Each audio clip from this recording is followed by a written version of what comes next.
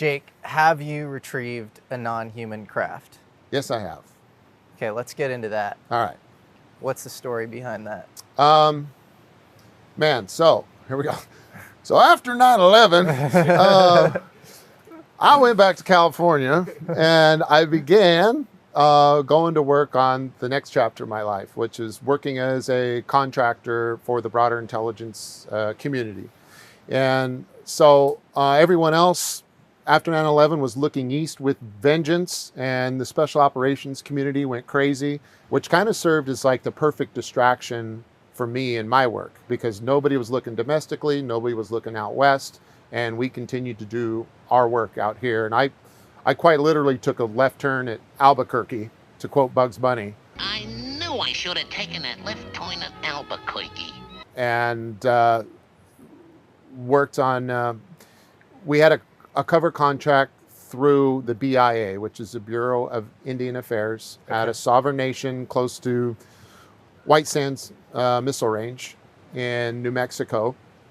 And lest the audience be skeptical of this left turn into, Indian reservations, there's actually a long history of the American intelligence community's activity on Indian reservations.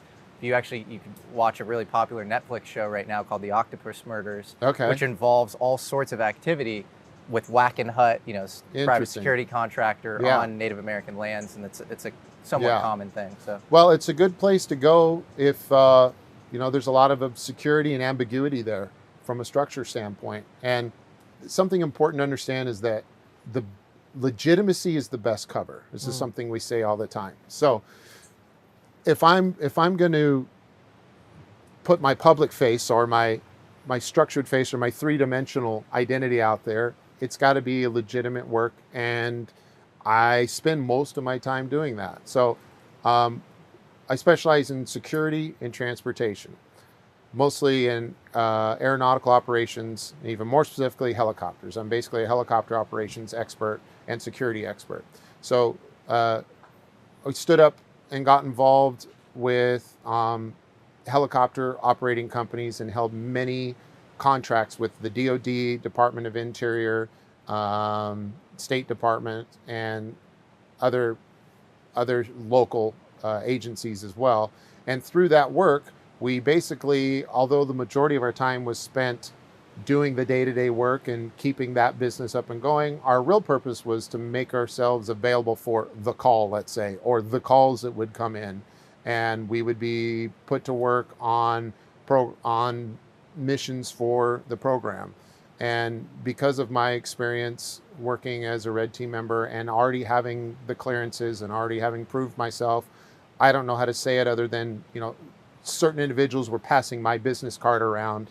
And it's a lot of work, maintaining aptitude and currency and a variety of skills and legitimate civilian licenses and things and credentials. What's your title at this point? Like, do you have a title? Or are you a full kind of ghost? I mean, I'm a lot of things. Like, so I don't know how to answer that. Like, at this point with, take a left turn to Albuquerque, dealing with the Department of Interior, what's your job title at that? Director of Operations for a helicopter company. Wow. Yeah. Crazy. Yeah. Interesting. Yeah, so I'm Director of Operations for a helicopter company. Yeah. I'm Program Director for Gracie Jiu-Jitsu, NorCal. I'm a flight instructor for law enforcement, for Airborne Law Enforcement Agency. I held a lot of titles. I'm the president of a corporation that has manufactures patented wheelchair parts for the Veterans Hospital. I service fitness centers on a number of key military bases that if I named them, they'd make a lot of sense to you. So I'm a lot of different things. Yeah. You're like an Uber driver in LA, but way more badass. I like to think I'm more badass than an Uber driver at this point. There are some badass Uber drivers. I don't know. The most insane multi-hyphenate ever. But at this point, having all these different potential covers is what's actually serving you in what you're doing, because you could be a flight instructor at this company, or you could be just like directing operations for some transportation. Can you say anything about the companies that you worked for in the context of these UFO crash retrievals? Look, man, if you took 2 guesses, you'd get both of them right on the first try. There you go. Okay. At the end of the day, like, I'm just a security and transportation guy, especially when it gets to the UAP subject. It's like we did a lot of helicopter work and law enforcement and security work. It's not like like we understand the idea of a paramedic sitting over here in an ambulance waiting for a call who specializes in emergency medical response. It's like we're not sitting there as a crash recovery team with our little CR patch on our chest and our little alien dice hanging from the rearview mirror of the helicopter. We're ready to roll when the alien phone rings. Crash. No, it's like we're doing other shit, and like we're gonna go out and we do a lot of recovery. It's not just exotic craft. We recover all kinds of things.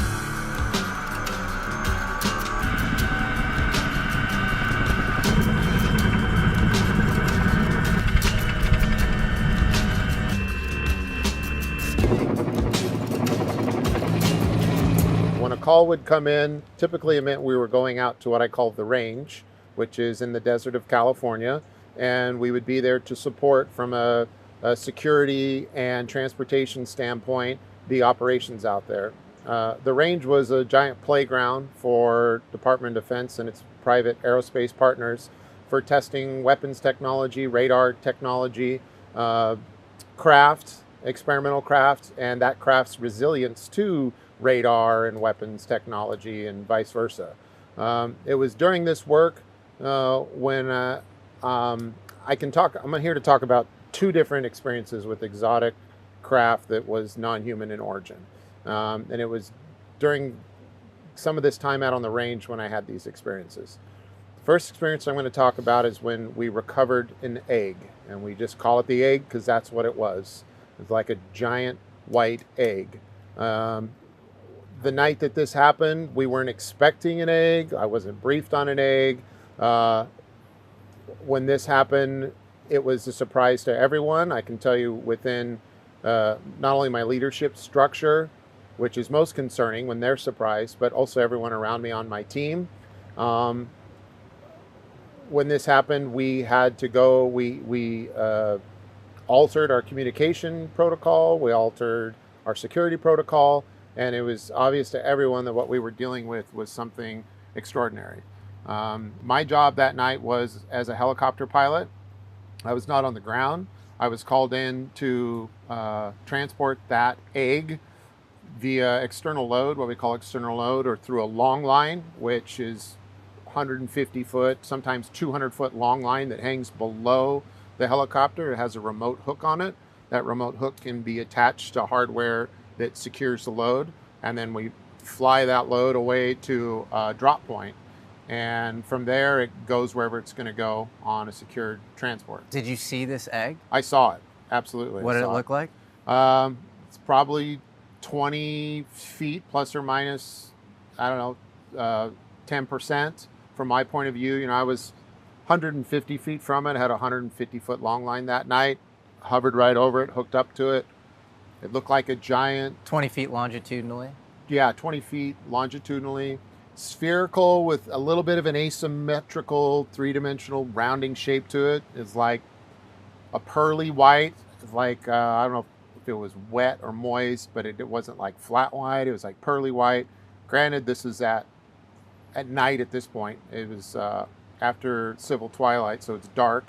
I'm flying under NVGs, but there was enough lunar illumination that I could see it with the naked eye. What's an NVG? Night vision goggle. Uh-huh. So it's an enhanced omni-electronic system that takes into account IR light. But you could see it outside. I could see it. I could flip my goggles up and see it, and flip my goggles down and see it. It was secured with nets, basically. It was secured with nets. Nets. And somebody wrapped nets around it? Somebody on your team? Yeah, or? someone on the ground team. Wow. Yeah. And did they sort of touch the craft while they were wrapping nets The team around there it? must have touched it, yeah. And did they experience any effects? Did they Not say that what I know of. I didn't talk much. It was compartmentalization on steroids that night. So I didn't debrief with the ground crew much. There's a few guys on the ground crew that we've talked to since, but a lot of the details of everyone's experience, weren't shared necessarily. Any other core details about the craft? The weight, any symbology on it? No, I mean, it was smooth, seamless, no symbology. I could tell you it was less than 5,000 pounds because that was the capacity of my helicopter at that time. I don't remember exactly what it weighed. When we fly in to recover a load or to pick, we use the term pick, which is I'm going to connect and haul something off no matter what it is. I get a briefing on the way in as to what my load is going to be. I get disclosed its approximate weight, dimensions, and then I get a hazmat disclosure as to whether or not there's any hazmat on board or if there are any souls on board, which is life forms. That night, there was no disclosure for hazmat or souls on board, or what we call SOBs, souls on board. And it was just an object. And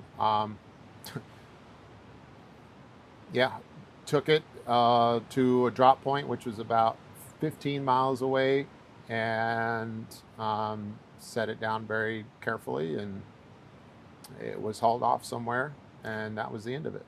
Why do you think it landed on a human flight testing range? I could see a skeptic in the audience saying, oh, awfully convenient that you're landing right next to wherever you guys are operating. Yeah, well, it wasn't next. It actually went off the range, which was added to part of our challenge. And I can't tell you where it landed, but it was tracked and intercepted over the range. And by the time it finally interfaced with the ground, it was off the playground, which complicated our recovery.